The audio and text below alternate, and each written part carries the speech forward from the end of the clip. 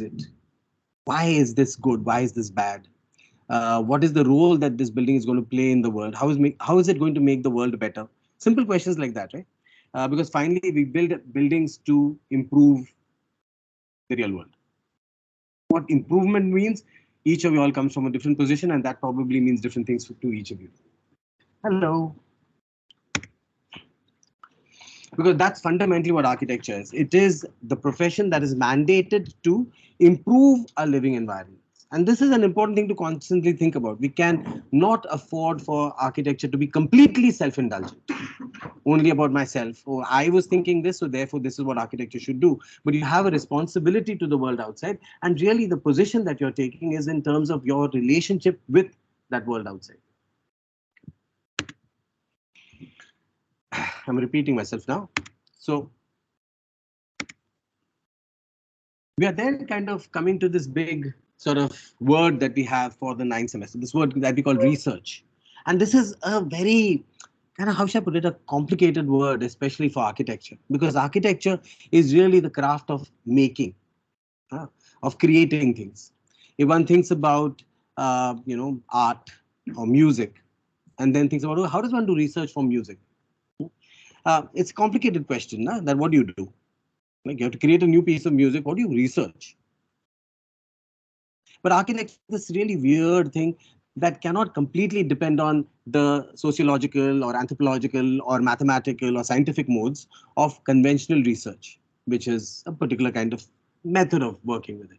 Architecture, because it's a craft oriented thing, has to evolve sometimes its own research methods. Okay. And those research methods can be evolved very simply by asking the question precisely about what you're interested in and why are you trying to achieve what you're trying to achieve. So we have to evolve a research method, or in other words, you have to design it. It's not going to come preset for you.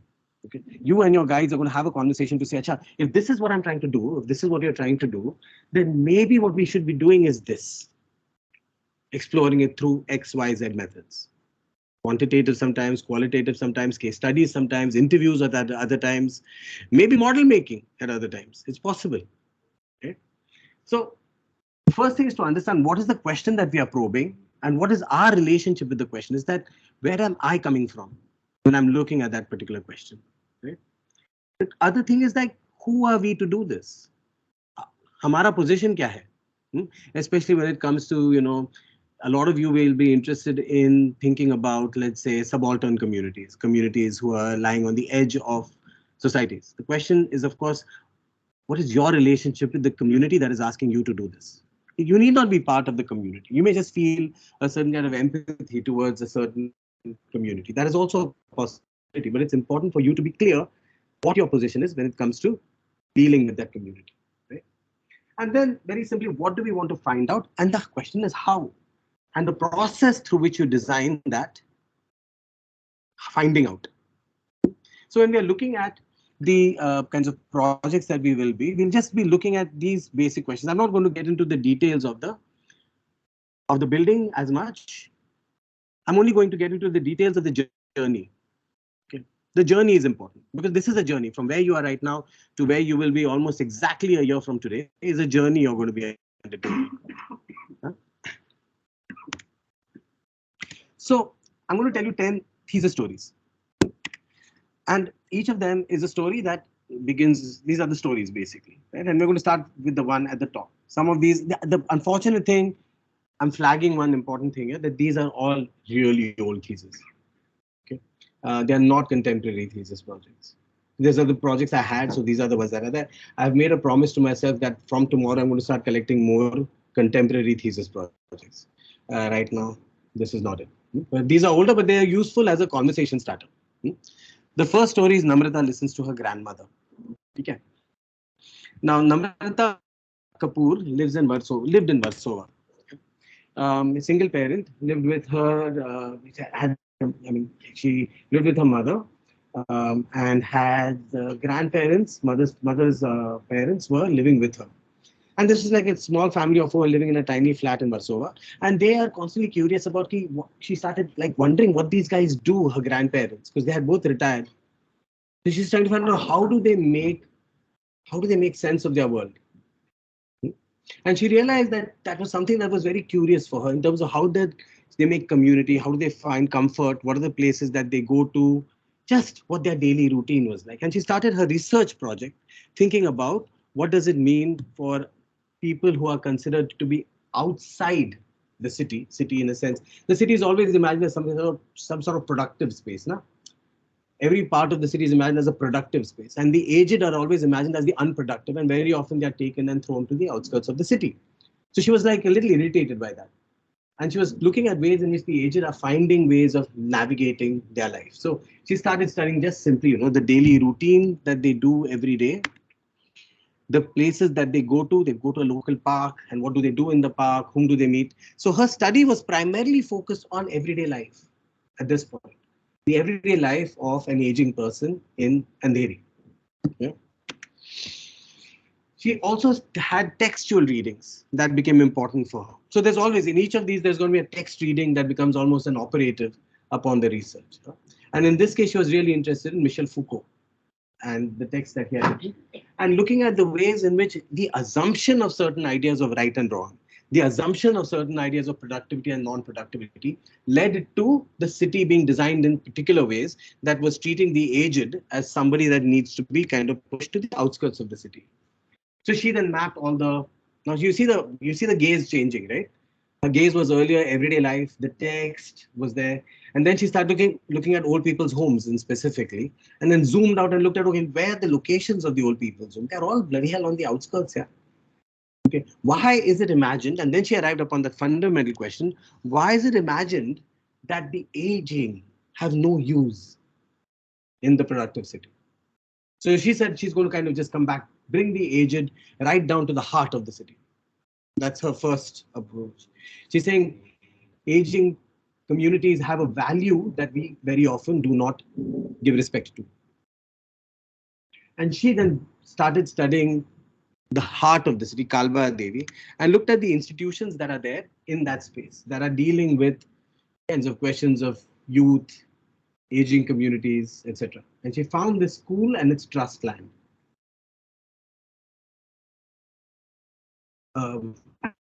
That's a great place for a project. She evolved an old people's home project. I won't tell you the exact details.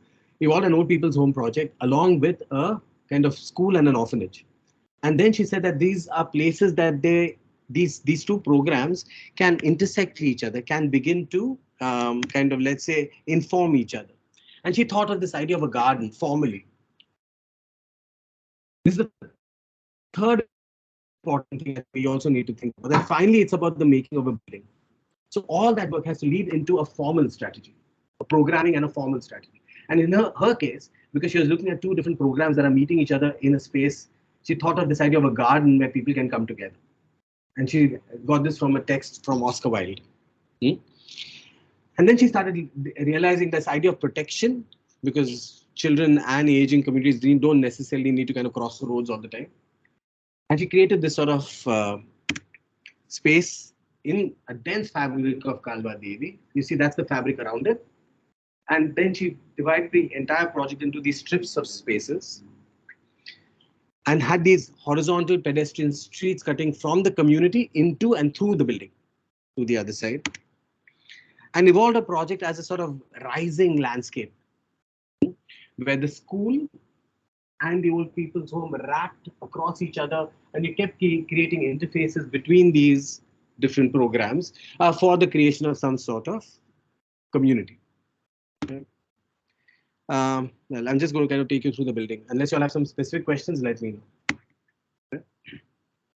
So that's the Nana Nani Park at the upper ka level. There's an amphitheater in the middle. There's a courtyard for a school that's there there below. More diagrams. The Maidan for the children, the courtyard for the school. This is a public Maidan. So there's a hierarchy of three spaces wrapping around the building. These are Mayuri was a classmate. Okay, these are projects I know relatively well. So that's why I'm able to tell you these stories. There are many such journeys that have happened, but I'm only picking some of these.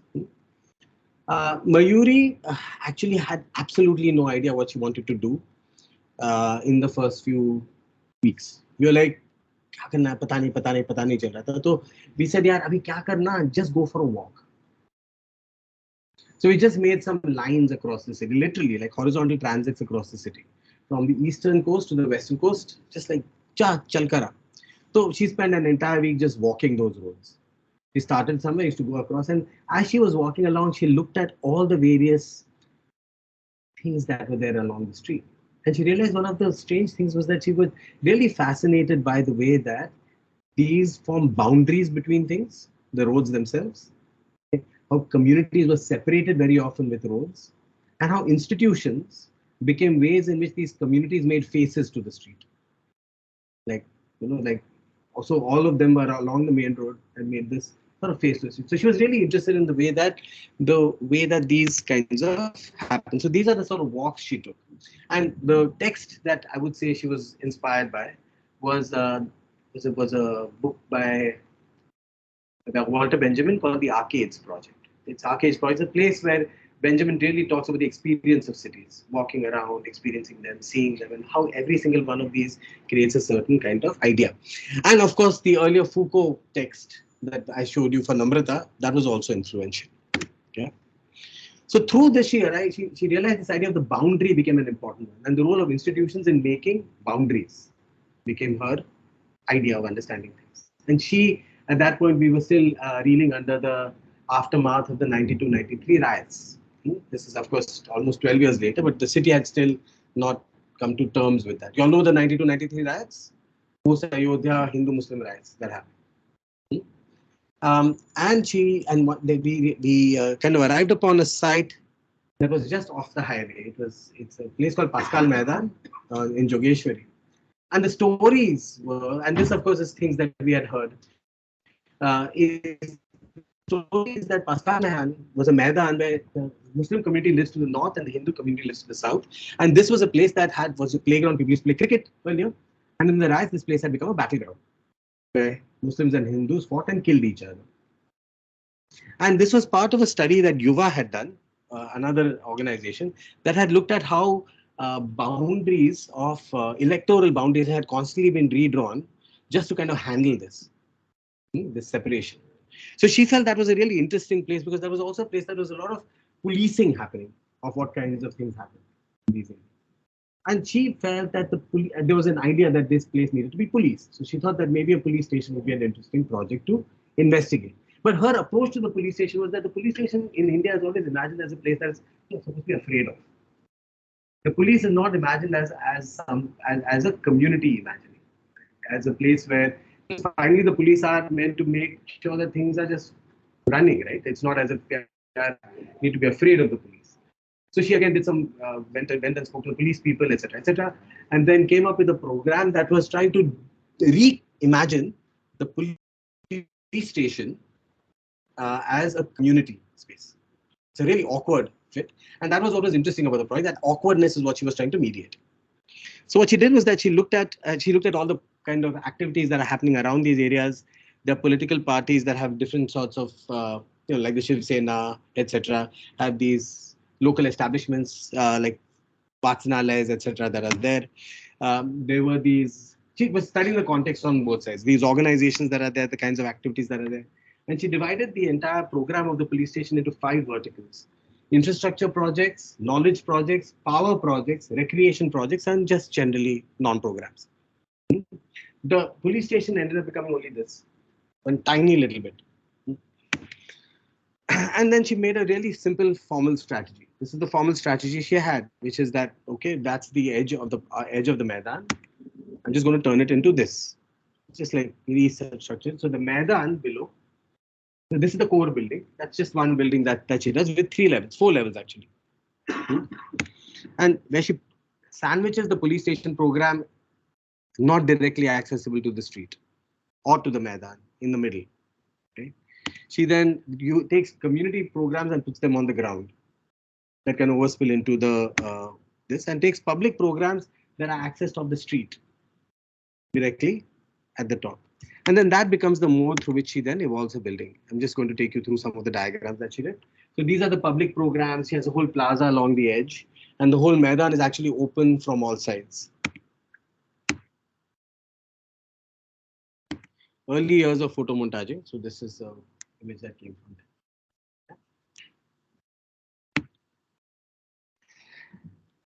Kalpit, you all know Kalpit.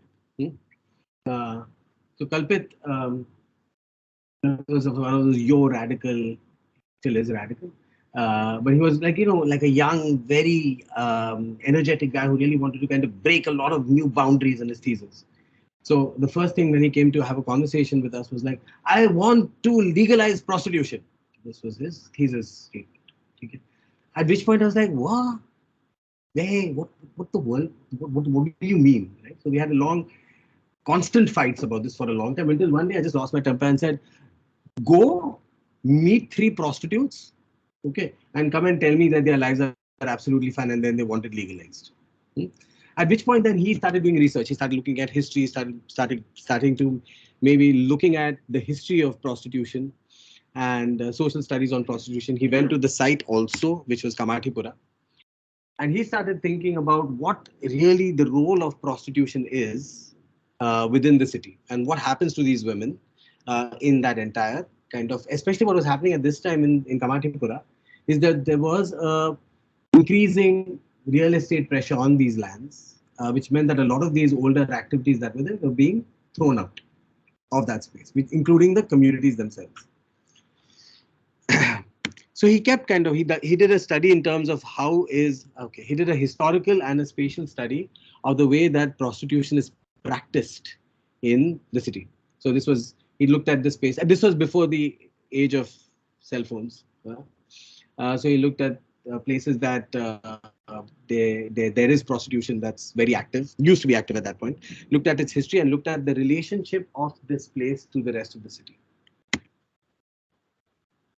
And he was somebody, I would say he was influenced by us, because his entire approach to the project was program.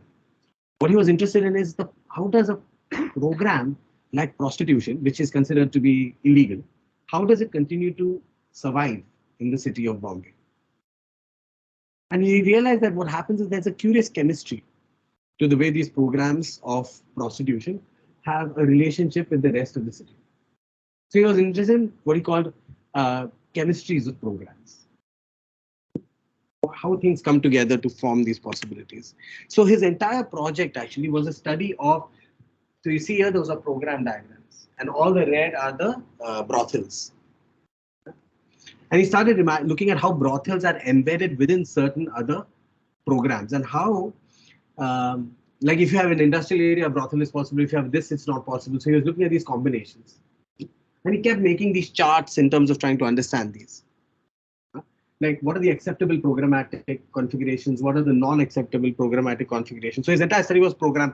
That's what he was interested in. Right? And then he did a really interesting thing. Then he said, what happens? If I have to design a building here, what does that mean? I want to change the dynamic of a program. So I just shift the balance. He says, I was thinking that time the PCOs obviously public call. He said, PCO रहता है ना? Okay, so it's only a pan wala. Okay, then men go, women go as well. But if the guy selling cigarettes or whatever, okay, you don't find women there. Largely men are there hanging out. So he said it's an interesting thing that you just add one tiny little thing, that catalyst, and the configuration of the people around it begins to change. So he thought that is what he wants to do. What he wants to do is take tiny little inserts and insert them like, acupuncture ka jo pin rehta hai na, you put a pin in a certain vein. That's how you remember the vein diagram earlier. You put a pin in a certain vein and then the movement and the kinds of dynamics begins to change. So this is what he arrived upon. So what he did is this. He did a study of all the programs that are there in the city. A school, a clinic, and looked at, if I put this program, what is the kind of gender that uses it, this sort of age. Okay. So that became literally like a catalog of programs and the way that it worked. And what he then did is that he found locations in the city, in this area, in the veins of the city, to insert these pins. And well, let's just show his building. The building was like one strange, how should I put it, collage building. So formal strategy then emerged out of the same idea that there is There's a clinic, there's a this, there's a that. They all come together to form these buildings. ठीक है? आगे. Same class, Tara. This is all same class. And the reason I'm also chosen this was just to show that even within a class, every single one of you can have your own personalities within the projects. This is Tara. Tara is not really into architecture, really. At the end, she's like more of a storyteller, painter, that type of thing. Very fantastic, very fantasy oriented as a person. And she was like, I just want to make lovely little drawings and tell little stories. So she made lovely little drawings and told stories. You remember John Haydock? You've seen John Haydock's work?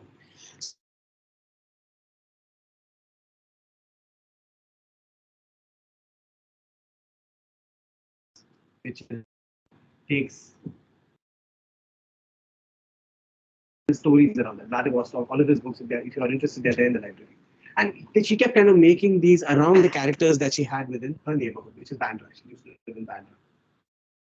And there were these stories of like what the young people like, what the old people like. And she used to make these diagrams of them, of what does it mean for them to be in public space. So her investigation was the fantasy of being in the public space.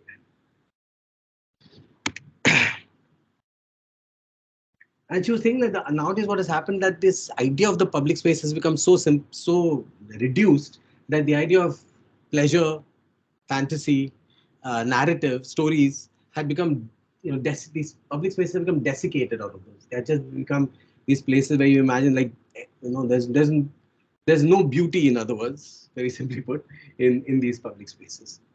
So what she started doing was she started telling stories actually for her thesis. A completely, like she had these 30-second association exercises she used to give people and they used to draw things. So they became like visual aids for her to evolve formal ideas. So there was इसका project क्या करोगे became a problem ना. ये सब ठीक है, इसका project क्या करोगे? So the project was like अच्छा Mahim nature park है ना. What we will do, we will turn it, and anyway it was being redeveloped at that point, turned into something. So she said what she'll do, she'll turn it into a storyteller space. Like it tells stories of nature, tells stories of the city, tells stories from Dharavi, tells stories. And what she then did is that she then chose the site and she started making these characters. She made a cast of characters and she told a story with these cast of characters on site. And they had some programs that were there, like a garbage recycling center, training center, etc., that were there scattered through this. But a lot of it primarily was really, her just telling stories of a performer, musician, etc. So these little pavilions, you can see a little bit of Shumi here in terms of the pavilion idea, right? And then these became the projects, the Snake Worm Keeper project, like a little pavilion. Then the Observer project, which is looking like. But look at the way that the projects actually scale-wise also very different. This is a very small building, and this really had her really scared because she thought universe में तो fail हो जाएगी. Building ही नहीं है ना, छोटे छोटे ऐसे छोटे छोटे. तो क्या हुआ लास्ट 2 हफ्ते में ये बिल्डिंग आ गया. This was before the final jury, which was actually here. It's some sort of क्या बोलते हो, the edge building. She made a tower there, some learning center, classrooms, etc., to just take care of that. If you asked her frankly, this wasn't her thesis. The thesis was those 20 pavilions in the park. And that is the main building on the edge. These buildings are easy to do, honestly. Spend too much time panicking about it. Another class, this is Deepti, and this is her haunted house. So Deepti lives in Borivali. Okay. And Deepti is like, Deepti comes and talks. I'm really interested in ghost stories. Yeah. I want to do ghost stories for my thesis. I was like, what the hell is a ghost story? Ghost story से thesis क्या होता है? So I was like, yeah, I'm scratching my head. ये क्या हुआ? And then of course मेरा तो go find ghosts in the city. Like go find ghosts. So she's looking for ghosts in the city, and they're going nowhere for a while. And then suddenly she comes with this. You know what I found in my house? And she puts such a thick Purana file on like an old folder. You open the folder, and inside that are these old documents and deeds and drawings house. He says, this is my house. So it's like, this is your house. Ka matlab kya hai? You live in an apartment. I know her house. Saying, no, no, this is my family home. It was there in my family for a long time. It's still there. And that house has a really interesting history. That house was built at a certain time. She's a Pathare province, which had a lot of land. And what happened is that the British took it over and made barracks there first. Then, after the state came in, the barracks were, of course, there. Nothing was happening there. My family was too strange to even take care of. And in the DP, it was marked as a tribal school because the national park is close by. But that also didn't happen. The slums have come there. And right now, the building is still there. But the slum has like gone like a wave into it and outside. So she felt like, that is my history and my house and my haunted house. So she felt like that was a project that she wanted to do. So I'm just going to take you through the project. So these were drawings that she made of the house. And if there was a writer that was, there were two writings that I would say were influential to her. There was Anthony Widler's The Architectural Uncanny, which is interested in the idea of strangeness of the home, the uncanniness of the home. And the other one is the idea of memory, which comes from Aldo Rossi's Architecture in the City. And thinking about what does this mean for her project. This is the house. You see this, anyone who goes on the highway sees a house actually. It's in Borivali on the eastern side towards the highway. It's a big hill and the house is on top of the hill. There used to be, so the story, and she collected stories of this entire thing, of how the way the entire house grew. There were rose gardens in terraces that came up to the house, all of these things. But when she wanted to kind of make this a ghost, but when she wanted to evolve a project, she said that there's no point in thinking about the past. The idea is to excavate the ghosts of the past and the future simultaneously, as if this place lies in between all these different times. So she took the tribal school program, she took the industrial areas that are there at the base, that program, she took the rose gardens as a program, and she evolved a program that was literally a way of thinking, rethinking the idea of a school, because that was what was proposed upon that land as a ghost of the future. That was supposed to kind of be in the place. So that's what she ended up doing, and her formal strategy, that's the house. Her formal strategy was taking the artifacts that are still left, which is the house and the barracks. These were two things that were still there, and she then revived the idea of the home, but turned it into the library. The barracks she turned into the staff rooms, if I'm not wrong. These are the barracks that she then turned into the building, and this is the section that she had that cascaded down. It's a hill, so it cascades down from the top. You'll understand it in the view. So this is the model that she made. So that's the house on the top, and this entire thing cascades down. This was proposed as an SRA project. So she didn't design the housing. She said the SRA project will happen. She designated a plot for the housing, and then she designed the public facility that was to be part of the tribal school reservation. That time. Ooh.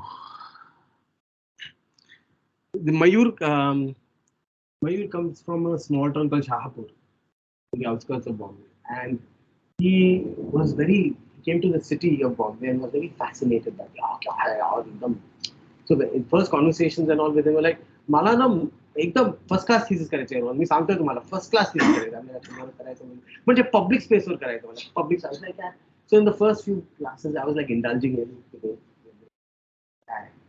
And then at one point I got damn irritated. I was like, "Hey, how do you get right?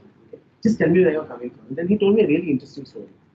He told me about his his father has an ice cream factory in Java. And he's the first of his family who's come to Bombay. He lived in the boys' hostel. And he's saying that was one of the most frightening times of my life. It was new, I was young, I had no idea what was happening, I was very scared. And then KRV, everyone's too cool. So I was very worried. And some of the boys' hostel was a space of both fear as well as comfort for him, because he made friends there and all of these things. So at first I was like, ice cream factory, what a great project. And then he said, no. मला नाही करायचं आहे शहापूरमध्ये project, मला मुंबईतच करायचं आहे. So I said, okay, we'll do a project in Bombay.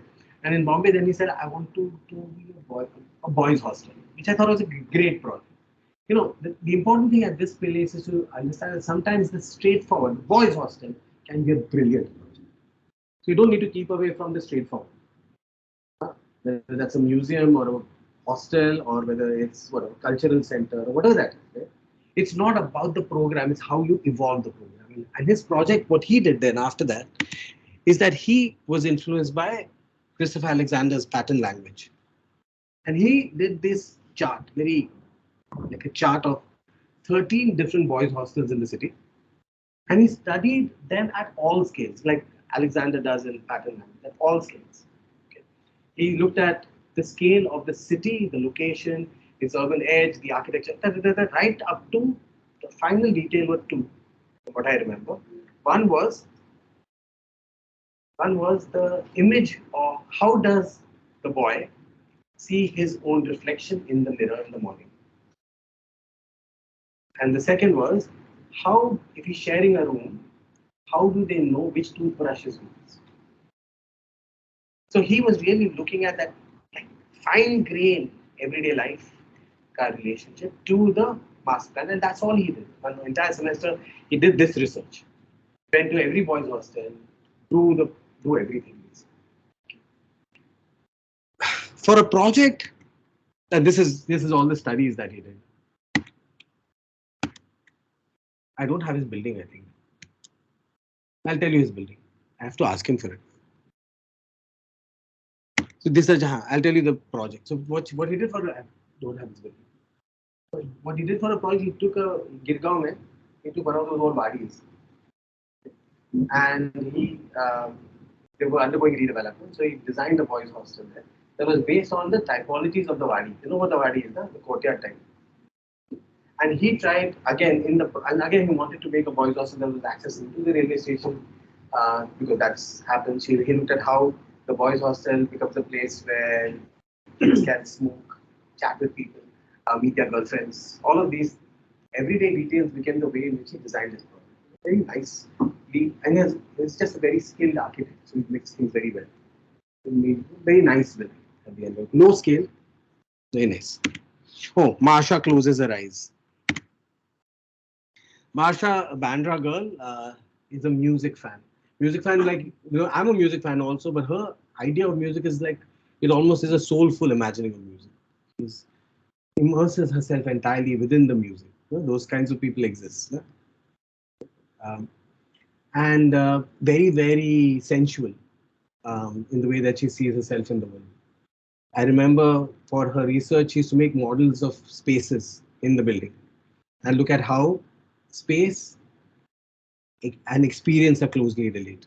And naturally, then the readings that were relevant to her were these phenomenological readings, Johannipalasma, eyes of the skin, questions of perception, all of these ones that are really interested in the experience of the body and architecture, sensual, sensorial, multi-sensorial, as they say. Now, this is all very fine, but the point is really how do you research this? That's the big question, right? And the only way one can research this is by one's own body, is what she thought. Is that she just started going to different experiences and then trying to translate that experience into a drawing, because architects draw. Fortunately, that is the medium that lies in between experience and another experience, is the drawing. So she had to find a way of drawing experience. And I think most of her time in that semester was spent trying to figure out how do you draw. So she had these two different modes of drawing. There was a sort of mathematical mode, like sound ithu nieto and it goes this way, right? Which is such a simplification of sound. And on the other hand, she had another in which sound feels. So she had these sort of poetic movements that are there. And she went to Kanheri. And in Kanheri, she started making drawings like this, which combine sensual experience with tectonic architectural ideas. There are these lots and lots and lots of these paintings that she made, constantly like researching experience and representation, different ways of doing these things. And they were like, parchment framed. They were not casual. They were like, very carefully and precisely put together.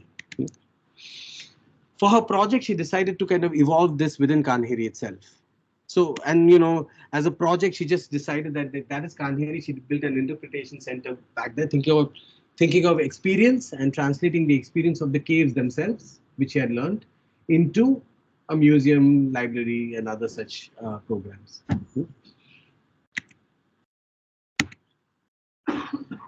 I'm going quickly through now because I'm also tired. Um, this is Pujas on a pilgrimage. This is Pooja Shah.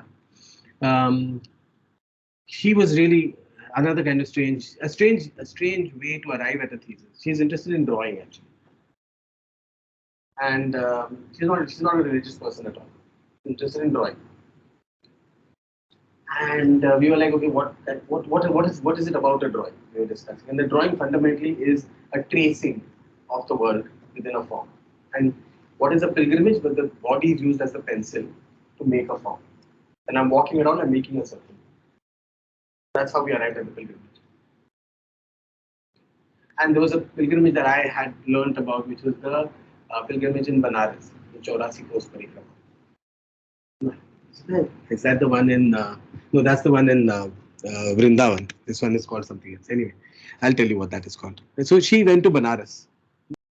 And Banaras is an interesting city because Banaras, actually, the edge of Banaras is defined by a pilgrimage route that runs across all these temples on the edge of it. In fact, that has been the generator of one of the most famous 19th century maps of Banaras, which is this one. You see all these temples? That's the edge of Banaras. If you die within that, you get moksha. You know that, no, about Banaras? So, what she did actually is that she was interested in how the body makes this line as a drawing. What are the locations along that whole edge that trace that whole part? And, well, the reality of it is not a circle now, Banaras. The reality of it is this. So what she did is that she then started walking. She walked. She did the whole pilgrimage around the whole city. She located every single one of those points, which is around 108 of those, okay, and drew them. This is the path that she took. Okay. And, if there was anyone that was influencing her, it was Bernard Shumi. Because what is the pilgrimage? The pilgrimage is a movement and an event that happens. There's an event along that path. And Shumi's interest is an event. And if you've seen Shumi's work, you know that he's interested in space, movement, and body. Yeah? So what she did is that when she was starting to draw her stuff, she also divided a method of thinking the same thing. So she said, this is the first place, movement, event, and the space itself. And she went ahead around the whole pilgrimage doing this. All the shrines and homes, there's a tree as a shrine until the last shrine. This is her whole book actually. Is there in the library. Whole book is all these sites. And a note on each of those. That's her research. Now, what do you do with a project like this? She said that what was interesting for her was the last bit of that whole journey. The beginning and the end, where it starts and where it ends, because they both begin and end in the same point. So she studied that area, which is around the center there. She made a list of programs that cater to the pilgrims, movement, food, shelter, naturally tourists and their infrastructure. And designed her project also through the same three lenses: movement, event, and body. And that's her project. So this is the movement, and her project actually inserts itself around the central Nyadwapi mosque that's there.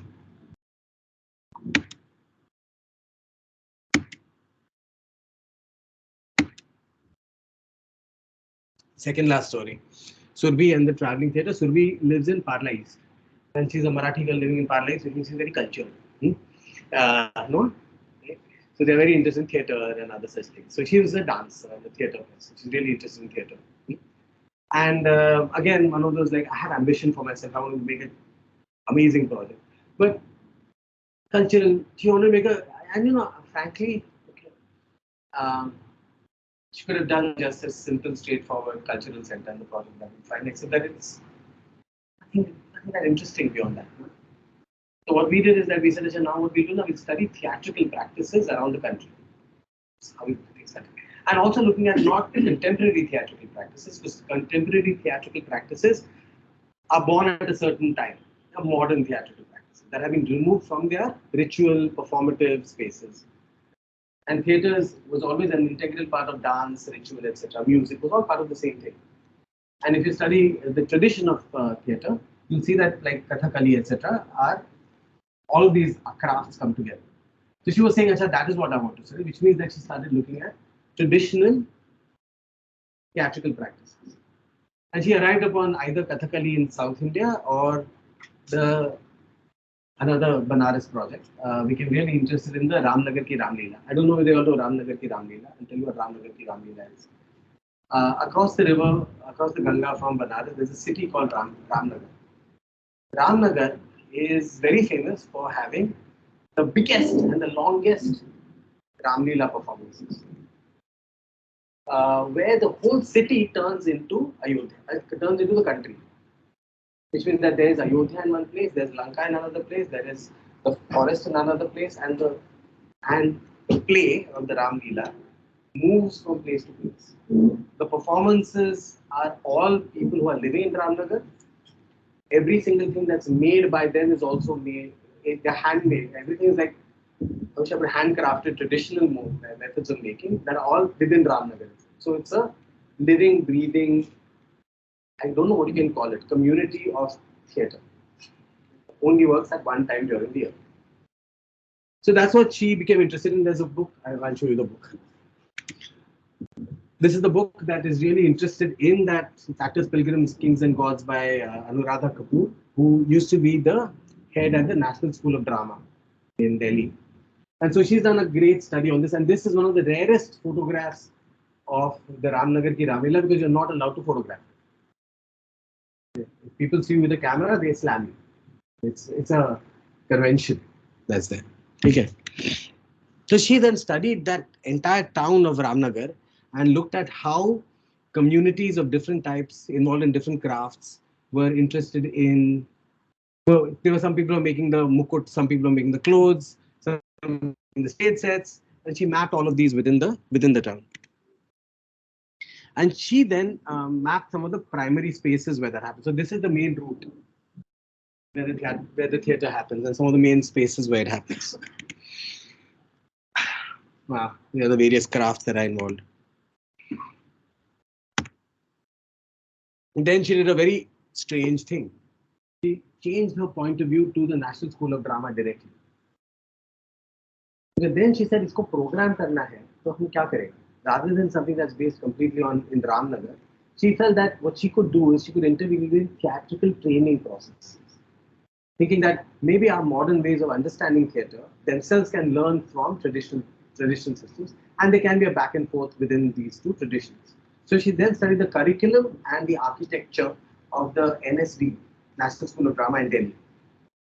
And then she did the program analysis of that whole, of the kinds of spaces they use, of the kinds of administrative structure, the curriculum structure. She did this. Then she married the two.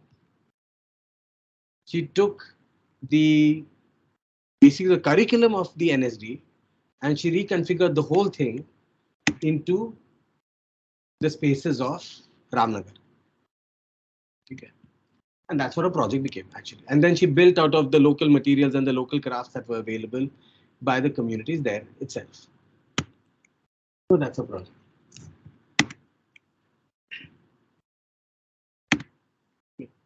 The last story is a more contemporary story. You probably have met him. This is Jay Shah. This is Jay and the Unbearable Weight of Doing. This is where Jay had traveled to Pakistan when he was in school. And he had lots of friends there. And which is why he has sort of like an ambivalent relationship with Kashmir. He was wondering कि Kashmir का जो पूरा at that time, there was a lot of questions around identity, Indian identity, Kashmiri identity, Pakistani identity, Muslim identity, all of these things were there. And Jay, upper caste boy living in Bombay, had friends who were Kashmiri and was wondering, मैं करूँ तो क्या करूँ? It was a question, like, what is the role of architecture? What is the role of me as a person within a conflict zone? And that was really where he was coming from. His main question was, okay, anything you do, you're going to get screwed.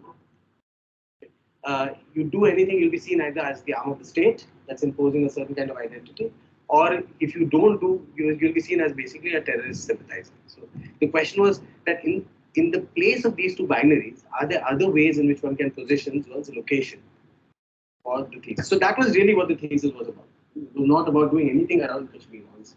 It was really an internal journey for him in terms of trying to figure out what can one do in a space where you represent power. How do you wield power? That was what his question was. And he chose Srinagar to test it on. It was a dangerous thesis, to be blunt, and he did get attacked very badly for it also. You know that, no? He was called anti-national and a terrorist at the Council of Art. He won the award, the best thesis award, and then was attacked by some people on the panel as a terrorist sympathizer. It did happen. Right? So anyway, so this was his project. It's called the Garden of Reconciliation. So he had to first understand the history of the conflict, kya tha, etc. Through people, through text, etc. He looked at Srinagar, its history, started looking at the spaces within Srinagar itself, started making these drawings around the architecture of Srinagar. He, of course, had a particular kind of drawing style that he had evolved as well for these spaces. The main public realm in Srinagar where the protests happened, where also a lot of public life happened, Lal Chowk. And he called them the spaces of consent and dissent, spaces where these dialogues happen between these different kinds of spaces. He started looking at these what he called social spaces there, and he looked at the architecture itself and the language that emerges, including the materiality. Paper mache, for example, is an important material in some of these buildings. I've been to Kashmir; it's exquisitely beautiful. That housing, etc. I mean, all of these are just the studies. The masjid itself. And what he did now, after all of this, what do you do? Right? So what he did is that he sent into case studies, and he didn't do architectural case studies only. What he did was case studies of practices. He studied artists, filmmakers, journalists, and looked at the way they were trying to mediate this space of power. Complicated, no? Because each of them is a position of power. And he then was inspired by, I think, Neelima Sheikh, and the way that she is trying to not necessarily resolve a conflict, but is trying to, in many ways, create a space for the dialogue to happen. That was the position as an enabler rather than one that emerges from a particular position. So what he did is that he immersed himself in the practices that are there within the communities itself and within the state that are trying to create these dialogues. And his project then emerged as a mediator between these different voices. So he's chosen this Maidan. There's a kind of large park here. This is a memorial that's here, and that's the space for his building. And his basic premise was that it is in the practice of everyday life that very often these ideological conflicts are resolved. You can hate a Muslim generally, but when you meet a Muslim person, okay, that idea changes. You can have a certain kind of empathy to the person as a fully formed human being, as a child, as a mother, as whatever. So it's a very simple premise. So what he did is that he just wanted to make a space where in everyday life, different kinds of subjectivities can meet each other. That is all. So a very simple idea finally at the end of it. So he then, like Kalpit, evolved a program matrix, thinking as to which are the programs that can get these different kinds of people together. Was inspired by the drawings by two Mughal miniatures as well as comic books, actually. And this was his project and that drawing. There's a school, a clinic, and I've forgotten the third program, and the library that's there. That is the memorial itself. So then he started doing these building tectonic drawings and things like that. But what is important, I think, is I'll just show it to you. Mental health center is this. He started doing these, telling little short stories of what is happening in the building. Where these two run into the back corridor to see some circle and da da da da. So he's inhabiting the building and telling stories about what is happening in the building, where these encounters are happening between these different subjectivities. And that became the generator of the details of the building. Like the way that the window was designed, the way that the plinth was designed was a place to encourage these encounters between people. Like this. the model. And we're done. 10 stories. Okay. So the only thing I want to say is that feel confident in yourselves. Okay. To be able to take the risk. Okay. To be with your guide and take the journey towards whatever it is that you want to say. Because because like I said in the beginning, the thesis is a proposition and a position. It's not only a proposition. It's important for one, each of these people had a position with respect to architecture, had a position with respect to the world, and their proposition was emerging from that question. Even like in Dipti's case, a very personal, intimate imagining. To Jazz, which is this sort of almost political imagining, but really thinking about one's own position as a political agent. What can one do? There are many different sorts, and or Namrata, which comes from a family, like a very domestic imagining. So there's possibilities for a lot of different sorts of thesis projects. And if you looked at the way that each of them evolved formal strategies or even representational strategies, each of them had their own narrative, own method of saying what they wanted to say. From what's her name, Marsha's sensuous paintings idea to Kalpit's like analytical grids, or Jay's sort of very, which I put it, I don't know, the detailed sort of embroidery almost of drawings. It looked like the drawings that win the competition. He did win all the competitions, they were there to win. He did win. It's actually the thing, I'm being very blunt with you, all of these guys had a lot of ambition.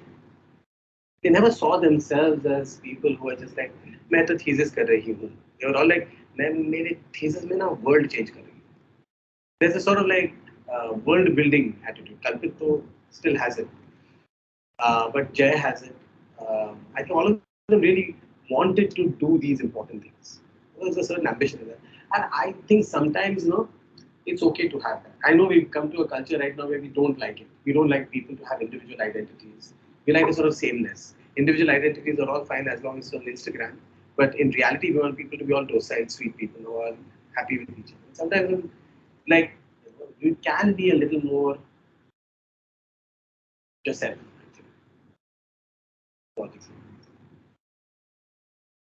Any questions from here or from online?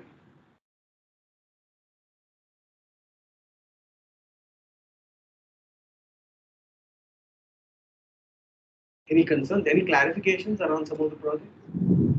These all happened the same year? No. Jay is very recent. But most of these are guided, so that's why I know the stories. That's the limitation of these. There are many other nicer projects as well, but I don't have access to them because I don't know the stories. I mean, I could have told you recent stories. I could have told you last year's stories. I could have told you Vaibhav and Astha and what's her name? Abhishta. These are my stories from last year. I've chosen that as well. So those also are interesting projects.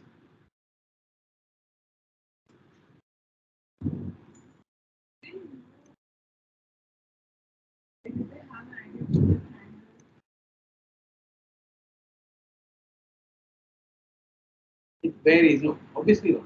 Some of them did. Some of them did have some idea. Like I think, what's his name? Mayur knew that he's designing a boys' hostel. So then he was doing his research for that. Very specific. Even Namrata knew she's maybe at some point knew that it's going to be a old people's home. But with some of them, they discovered through the processes what should be done, like Jay or Kalpit. The program building was part of the thesis.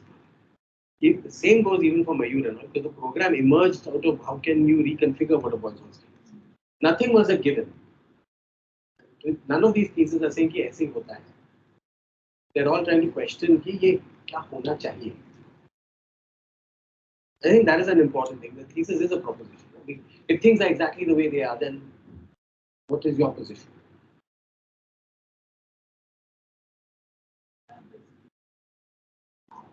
Yeah, you have to look for yourself and the question is, what is it that is going to excite you for an entire year? What pursuit is going to be interesting for you?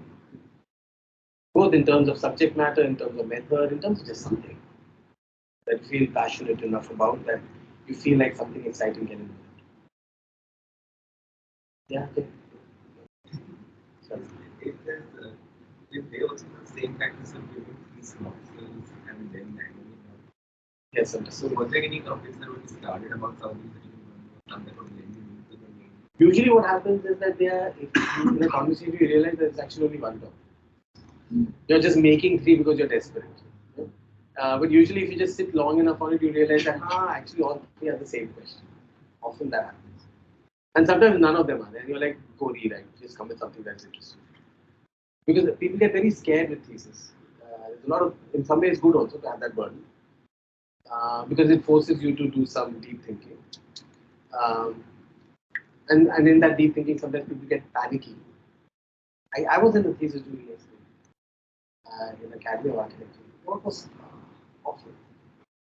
It's not good.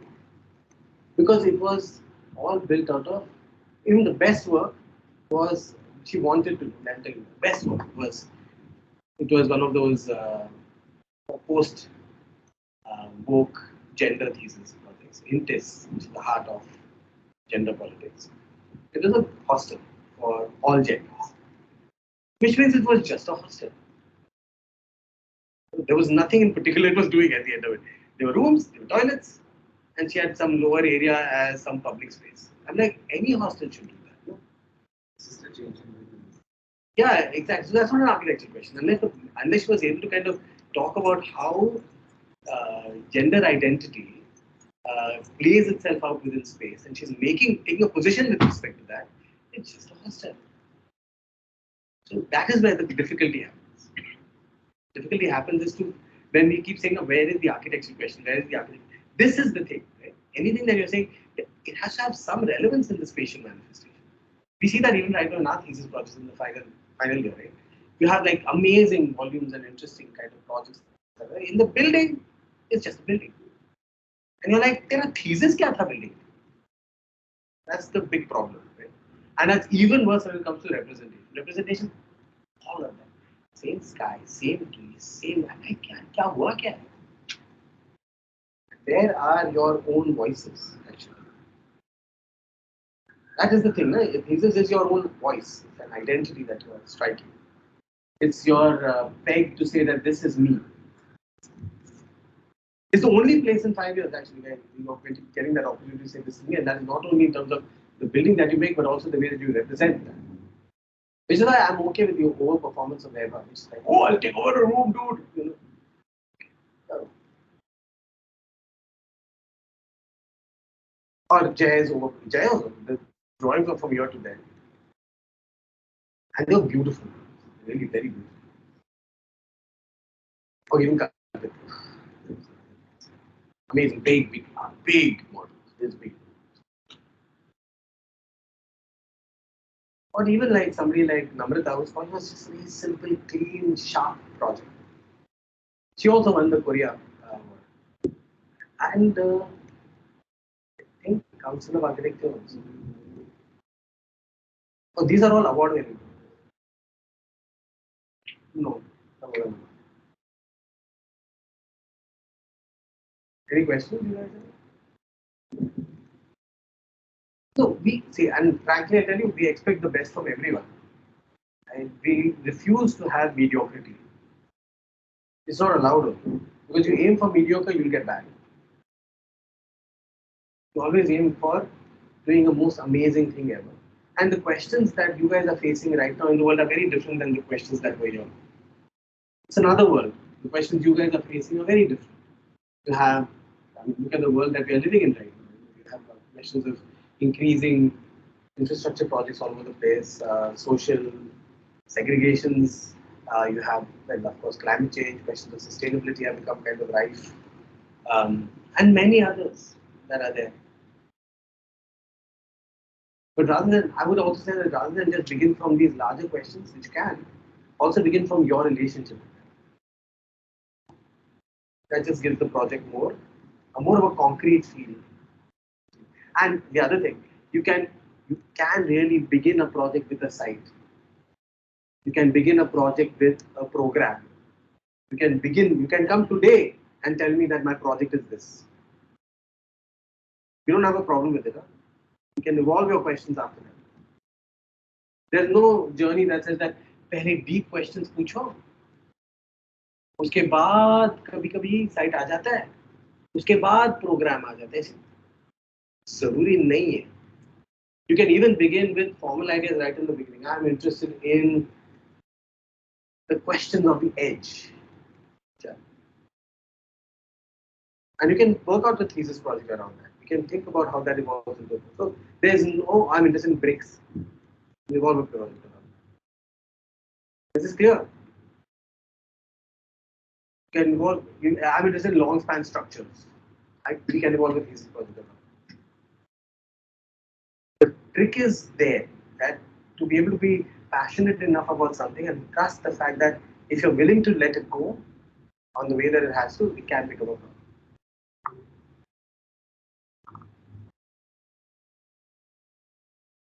Anyone online wants to ask questions? Speaking to the ether. नहीं है ना कोई? We done? How long was this? I'm done. Okay, bye. So now you can, I have me, Jay, and Aishwarya have to sit with a bunch of you. You're there in our bunch? Okay. Thank you. Bye, guys.